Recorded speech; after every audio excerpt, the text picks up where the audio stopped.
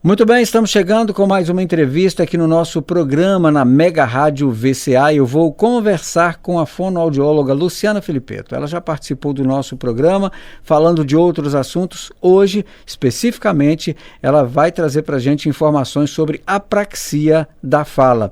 Doutora Luciana, seja bem-vinda ao nosso programa. Para começar, o que é exatamente a apraxia da fala e como ela se manifesta em pessoas com síndrome de Down? A gente sabe que nem sempre todas as crianças com síndrome de Down necessariamente vão ter apraxia, tá? Ela se manifesta muitas vezes com uma fala mais arrastada, com uma incoerência com relação aos erros, que são erros que não vão ser erros sistemáticos. A criança que tem um problema de apraxia, ela tem uma dificuldade no controle e no planejamento do gesto motor, tá? E do gesto motor de fala. E isso faz com que ela não tenha um padrão para os erros que ela tem. Então, ela fala casa de várias formas. Quando a gente tem uma criança que apenas tem uma troca de letra na fala, não uma alteração fonética e fonológica, ela vai ter o mesmo padrão. Ela vai trocar sempre o C pelo T, mas o resto vai estar no lugar certinho. No caso da criança com apraxia, isso não vai acontecer porque ela fica naquela tentativa e erro de produzir de forma assertiva o som que ela quer, porque ela tem no córtex motor dela de fala, ou nas áreas de sensibilidade, outras áreas importantes para o planejamento da articulação da fala e coarticulação, alterações. Então, é um problema importante de manejo e também de organização desse planejar da fala. Muitas vezes, pais, professores confundem atrasos da fala com apraxia. Quais são os principais sinais que diferenciam essas duas coisas, o atraso da fala e a apraxia? Agora, quando você me pergunta, né, se existe uma diferença entre a apraxia de fala e o transtorno, né, no caso, o atraso de linguagem, existe.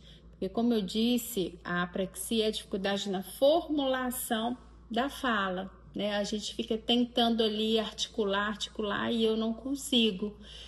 Geralmente uma pobreza das vogais, das coarticulações, e ali vem tudo embaralhado. Eu falo o mesmo som de várias formas, mas nunca de uma forma sistemática, certinha, mantendo um padrão, porque eu tenho dificuldade de iniciar essa fala, de planejar o que vem, que som que vem depois do outro.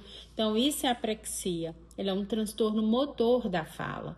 Já ela pode estar em comorbidade com N fatores. O T21 é uma delas. Não quer dizer que a síndrome de Down, todo síndrome de Down vai ter, no caso, apraxia.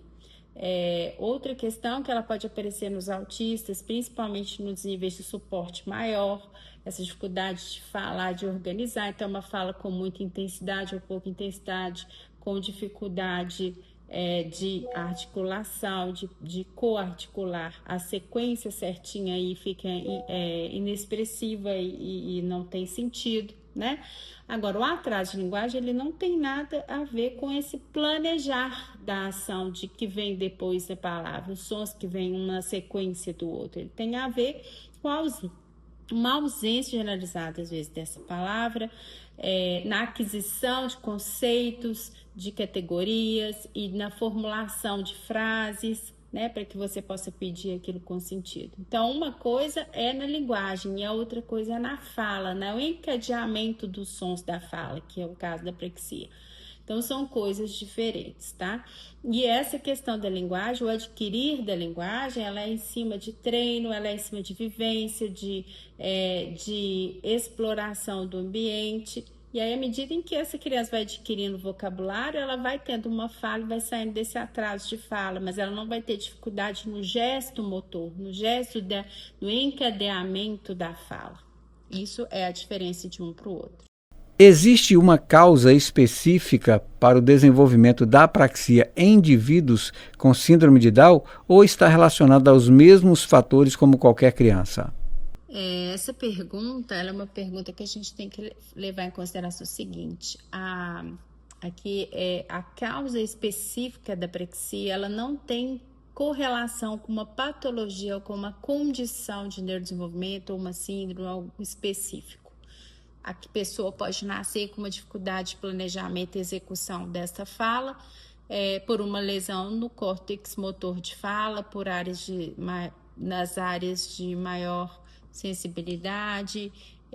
Isso pode estar acontecendo de uma forma ou de outra, né, por alguma questão de neurodesenvolvimento, mas que não necessariamente seja em decorrência de um T21, né, do Down ou do autismo. É uma condição que pode ser comórbida ou não, tá?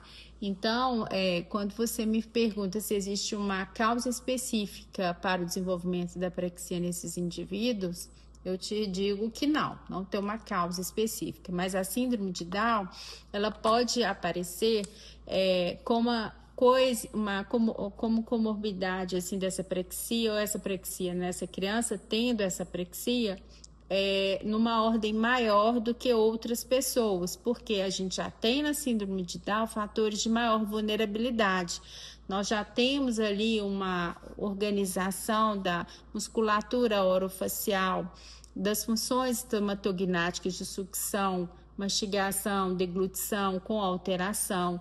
Nós já temos alterações de proprioceptivas nessas crianças, tanto nessa região orofacial quanto também corporais. Então a gente verifica que a gente tem a prevalência maior nessas crianças com síndrome de Down de quadros de apraxia, desse que é esse transtorno motor de fala, com essa dificuldade de planejar e executar o gesto articulatório para formar a fala compreensível. Então, isso, na verdade, pode ser algo que ande junto e que esse grupo apresente mais, mas não quer dizer que é por causa disso que a apraxia acontece. Quais os tipos de avaliações que são feitos pelos fonoaudiólogos para diagnosticar a apraxia da fala com precisão? Quanto às avaliações, a gente tem que essa avaliação dessa apraxia, ela é feita pelo fonoaudiólogo. E não é qualquer fonoaudiólogo. Nós temos 15 especialidades dentro da fonoaudiologia. E a gente tem que entender que é feito por um profissional especializado, principalmente aqueles que atuam na área de motricidade orofacial de fala, né? É diferente, inclusive, quando você me perguntou do transtorno de linguagem, né? Quem faz a avaliação do transtorno de linguagem vai ser o especialista em linguagem. Aqui é o especialista em fala, em MO, motricidade orofacial, que vai ter condições de perceber se aquilo ali é uma falha no planejamento e na execução motora da fala. Então, geralmente esse profissional tem expertise, ele tem protocolos validado cientificamente, com evidências, justamente para fazer isso, fazer essa intervenção e essa avaliação. E aí, com base nesses protocolos apurados, é que a gente parte para o planejamento dessa intervenção. E nós vamos ter também muitos outros métodos capazes de trabalhar, dependendo da condição e daquilo que foi avaliado. Né? Então, dentro dessa questão da avaliação, a gente avalia toda essa musculatura orofacial, a gente verifica se está correndo articulação com articulação, a gente pede para essa criança repetir determinados sons, tipo patacá, mapatá, para ver se ela tem uma frequência de conseguir repetir o mamá, tatá, patacá mais vezes e com um certo padrão, porque como o problema é na execução, ela vai repetir essas palavras de formas diferentes, ela não vai ter um padrão de repetir sempre da mesma forma. Então isso já me dá indícios também, né?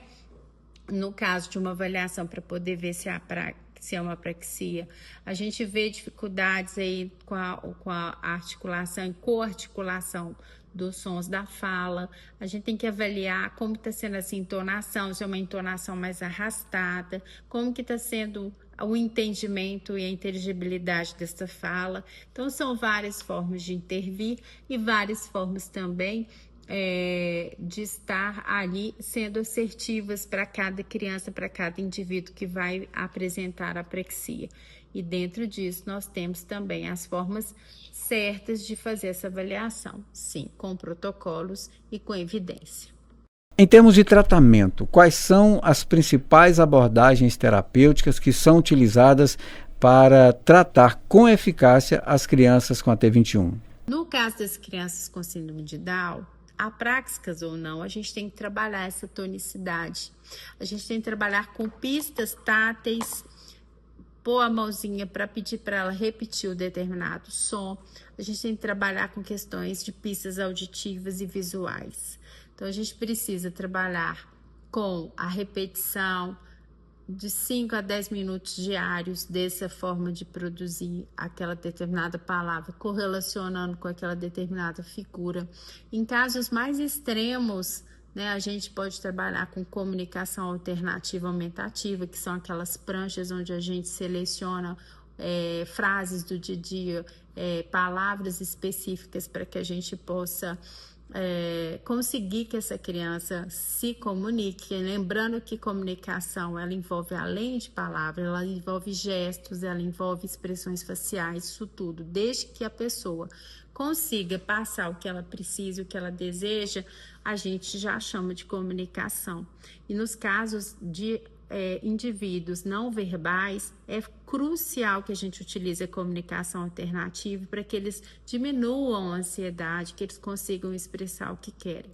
E é um erro, um mito dizer que comunicação alternativa inibe ou não ajuda nesse desenvolvimento da fala, porque não é verdade. Pelo contrário, as pesquisas e as evidências mostram que a comunicação às vezes ajuda e reforça e potencializa a produção de fala e de linguagem nos indivíduos.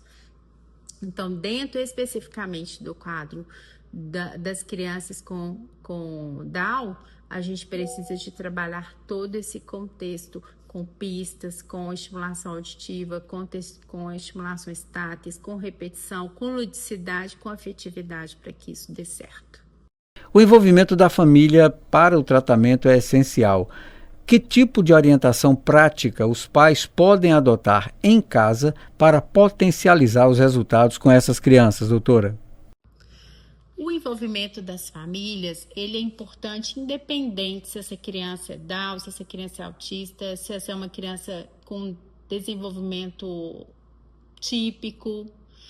É fundamental para qualquer ser humano em desenvolvimento. A família, ela é o ponto-chave para que essa criança cresça, se desenvolva e que tenha um ambiente estimulante. O ambiente faz toda a diferença e ele pode ser gatilho negativo ou positivo. Isso a epigenética já nos diz.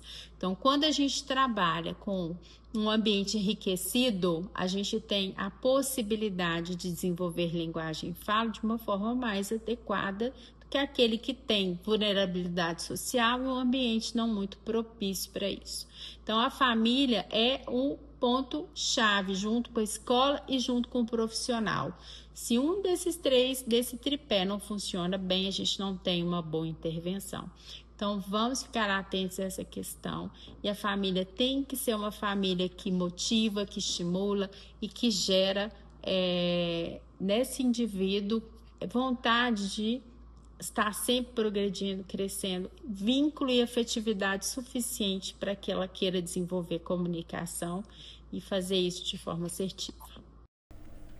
Bom, a tecnologia a gente sabe que pode ajudar através de aplicativos, jogos sonoros, recursos digitais, né? De que maneira pode auxiliar nesse desenvolvimento da fala com uma criança com síndrome de Down? Então, quando você me pergunta se a gente pode usar tecnologias para fazer esse trabalho, né, com essas crianças com apraxia de fala, com T21, a gente sempre pode usar. Nós temos muito material que é produzido em cima desses recursos tecnológicos, né?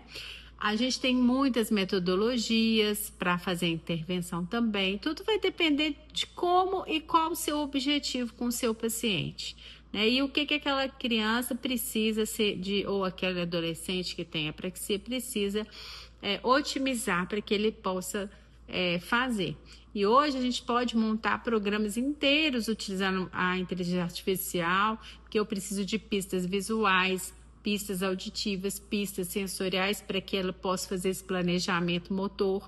Quanto mais ele vê a boca abrindo, como é a execução daquele determinado som, isso aí ajuda. Então, a gente pode usar recursos de vídeo, de áudio, a gente pode utilizar vídeos das boquinhas, para que ele faça essa correlação e tente reproduzir.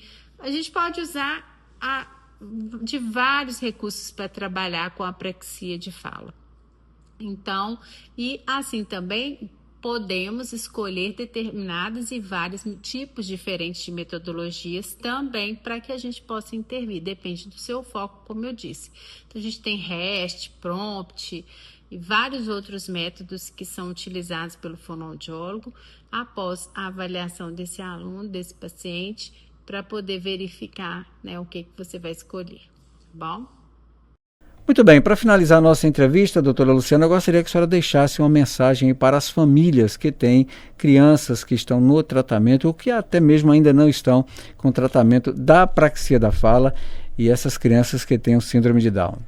No caso, a gente tem aí dificuldades maiores para serem enfrentadas, né? Porque a gente precisa de mediar tudo isso. Mas o mais importante é que essas famílias acreditem nas suas crianças, que elas sejam acolhedoras, que elas sejam positivas, que elas promovam um espaço de estimulação, que faça esse treinamento diário. 10 minutinhos diários são importantes para fazer a diferença. Não adianta só ir no consultório do fonoaudiólogo e não forçar, não treinar. Entender que a apraxia não é preguiça, que não é porque ela não quer falar, é que é uma dificuldade motora mesmo nesse planejamento, nesse encadeamento da fala. Realmente ela fica tateando, ele tentando falar e realmente não consegue, porque é uma questão lá na área motora de fala, lá no cérebro dessa pessoa. Então, a gente tem que ser empático, a gente tem que promover a melhor intervenção para aquela pessoa, escolher dentre as metodologias, que são várias, qual que é a mais assertiva, baseada em evidência e baseada no que ela realmente apresenta. Entender que comunicação não é só fala. Às vezes você pode ter um prognóstico muito ruim e não conseguir uma fala muito efetiva, muito clara. Mas se ela conseguir se comunicar pela comunicação alternativa, ótimo. Comunicação não é só fala também, é gesto, é expressão. Então a gente tem que incentivar essas crianças para que elas consigam fazer esse papel aí de passar o que elas querem, o que elas sentem, que isso é o mais importante. É sempre ter respeito por aquele que está, né, com aquela dificuldade. E sempre trabalhar com estratégias de apoio visual, gestual, e modular, brincar, apoiar, né? Demonstrar visualmente como que é feita a produção de cada som. Tudo isso contribui.